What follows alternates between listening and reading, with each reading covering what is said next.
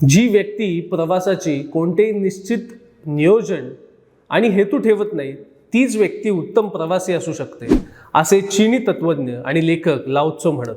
ऐकायला किंवा वाचायला हे फार बरं वाटतं. ते त्या काळी सहज शक्य देखील होतं. अनेक संत महात्मे किंवा फिरस्त्यांनी तशा सफरी केल्या देखील असतात. आपल्यापैकी बहुतांशी लोकांना असं जगायला निश्चित आवडेल. का नाही आवडणार? परंतु आजच्या 21व्या शतकात ते वास्तविक पाहता शक्य नाही. हे धावपळीचं जग आहे आणि त्यात आपण व्यवस्थित आर्थिक सक्षम असू तरच बरेचसे प्लॅन्स आपल्याला आखता येतील. नियोजनबद्ध काही गोष्टी जर केल्या तर आपल्याला बजेट ट्रॅव्हलिंग देखील साध्य होईल. तरी पण मला लाओ त्सोचा हा विचार फार महत्त्वाचा वाटतो. कारण वर्षातील काही ना काही थोडके दिवस आपण असं जगूच शकतो, किंबहुना तसा प्रयत्न करू शकतो. का कुणास ठाऊक हा प्रवास प्रत्येकासाठी वेगवेगळा अनुभव देणारा ठरू शकतो.